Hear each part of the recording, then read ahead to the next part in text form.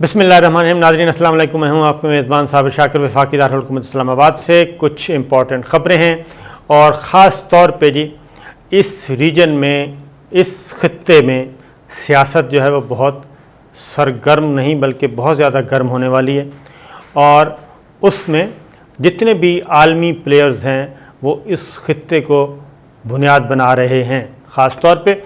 और ब्रसल्स में नेटो 30 मुल्क की फ़ौजी इत्तेहाद का इजलास हुआ। सरबराहान का अमरीकी सदर जो बाइडन भी पहुँचे हुए थे, ये आपको मालूम है, और वहाँ पे काफ़ी कुछ हुआ। उसका हासिल वसूल क्या निकला और चाइना को और चाइना के इत्तेहादियों को जिसमें पाकिस्तान शामिल है उसमें कंट्रोल करने के लिए क्या क्या मंसूबे बनाए गए। ये है अफ़गानिस्तान गले की हड्डी बन चुका है, बदस्तूर बना हुआ है।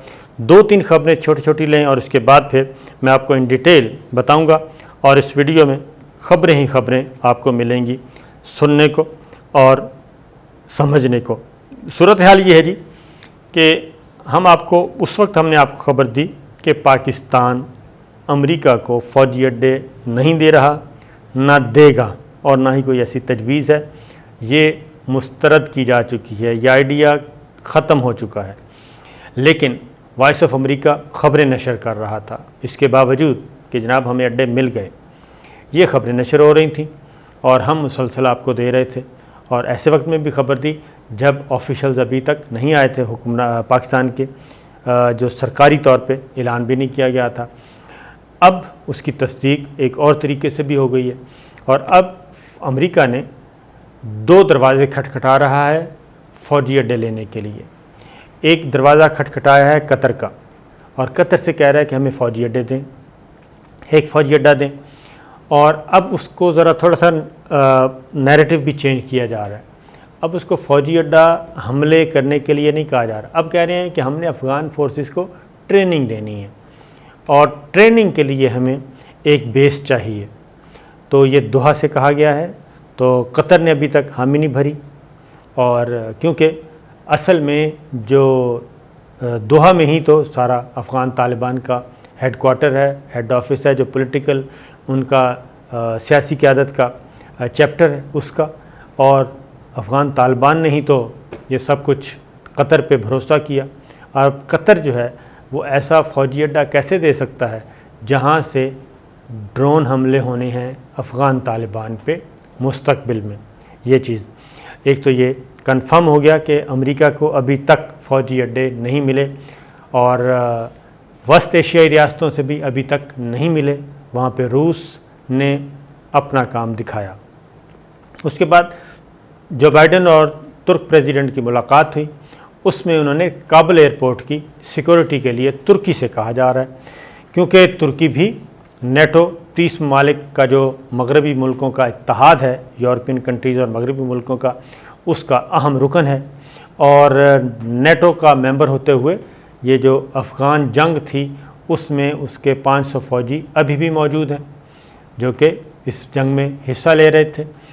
अब ये कहा जा रहा है कि तुर्की को भी कि आप इस तरह करें कि काबुल एयरपोर्ट की सिक्योरिटी अपने ज़िम्मे लें और अगर ज़रूरत पड़ेगी तो हम भी यानी कि अमेरिका भी आपकी मदद को आ पहुँचेगा जब काबुल एयरपोर्ट पर अफ़गान तालिबान कब्ज़ा करने की कोशिश करेंगे या सो कॉल्ड शिद्दत पसंद, जिसका मैं पिछली वीडियो में ज़िक्र कर चुका हूँ, प्रॉक्सी कोई होगी। मकसद है इधर भी मुस्लिम उधर भी मुस्लिम और कुछ भी नहीं है, लड़ने वाले आपस में लड़ें तो हम भी पहुँच जाएंगे। तो अमरीकी बहरी बेड़ा 71 में भी नहीं पहुँचा था और अब भी नहीं पहुँचना।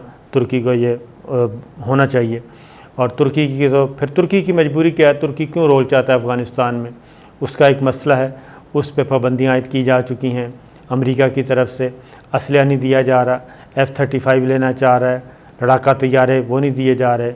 तो तुर्की चाहता है कि ज़रा हालात अच्छे हो जाएं और शायद इस बहाने अमेरिका जो है वो उसको जदीद तरीन लड़ाका तैयारे दे दे। मुझे लगता है कि ऐसा नहीं होगा, अमेरिका ने सिर्फ उसको टिश्यू पेपर की तरह इस्तेमाल करना है। तो ये 2 ख़बरें हो गई।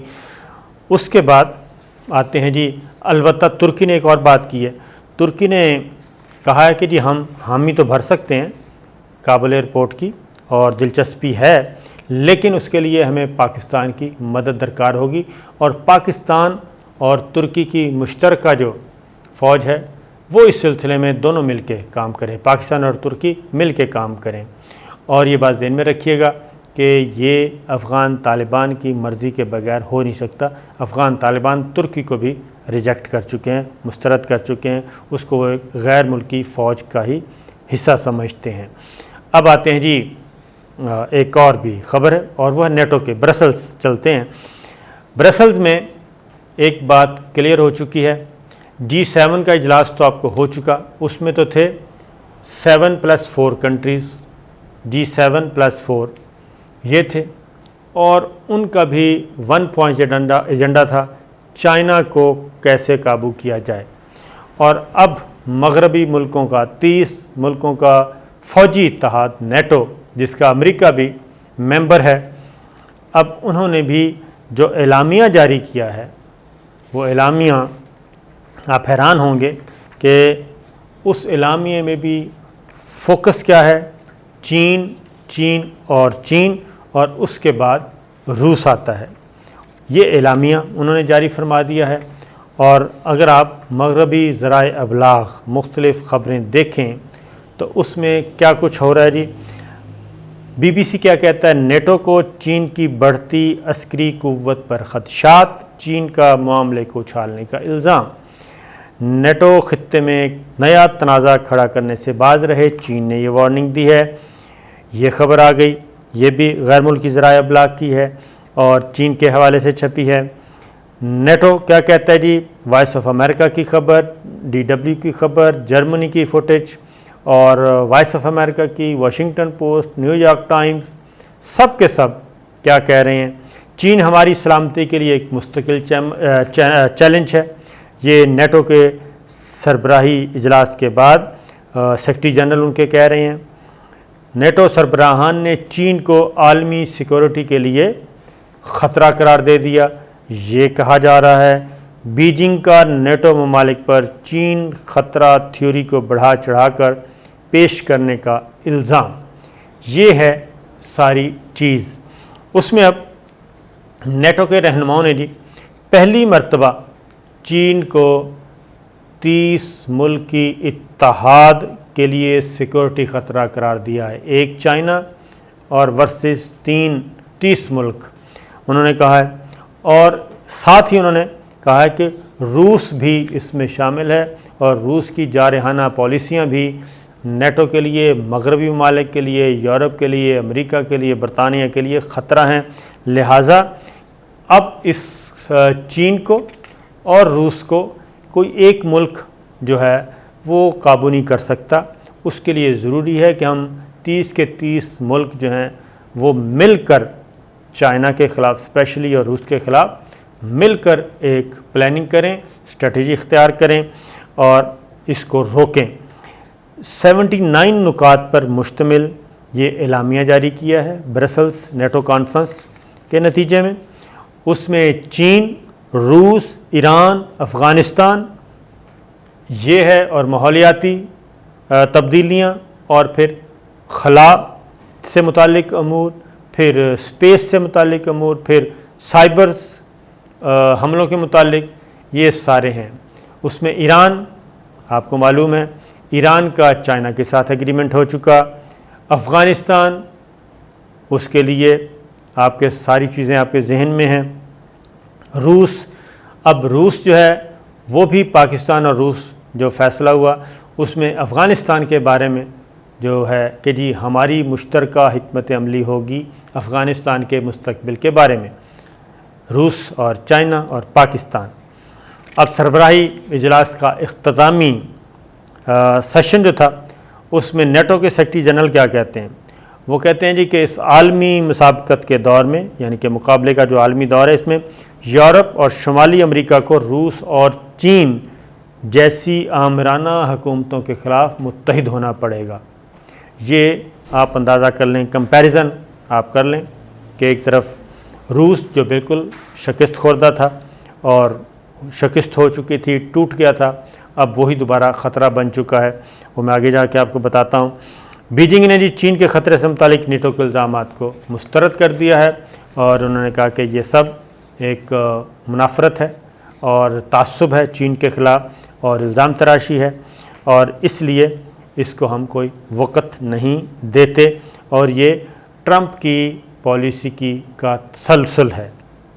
अब नेटो के सेक्रेटरी जनरल ने कहा कि नेटो की तरफ से जी जारी जो हतमी एलामी है उसमें क्या कहा गया है, उसमें कहते हैं कि चीन के एलामिया अज़ाइम और हट दरमी पर मबनी रवैये ने कानून पर बैनुल अक़वामी निज़ाम और इत्तेहाद की सिक्योरिटी के मुतालिक शोबों के लिए चैलेंजेस पैदा कर दिए हैं और चीन की बढ़ती हुई फ़ौजी ताकत और उसकी जदीद टेक्नोलॉजी पर भी तशवीश का इजहार किया है।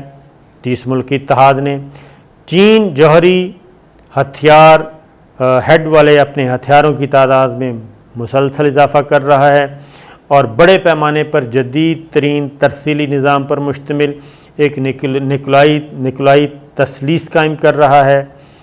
फिर ये मुश्तरका एलामिया 79 पॉइंट हैं जिसका फोकस मुकाबले में कौन है, चाइना और रूस। चीन के हथियारों के फ़रोग़ के दरपर्दा निज़ाम और अवामी तौर पर ऐलान करदा मिलिट्री सिविल फ्यूज़न स्ट्रेटजी की नुक्ताचीनी की गई है। इसके अलावा रूस के साथ चीन के जो ताल्लुक़ात हैं बढ़ते हुए उस पर तशवीश का इजहार किया गया है।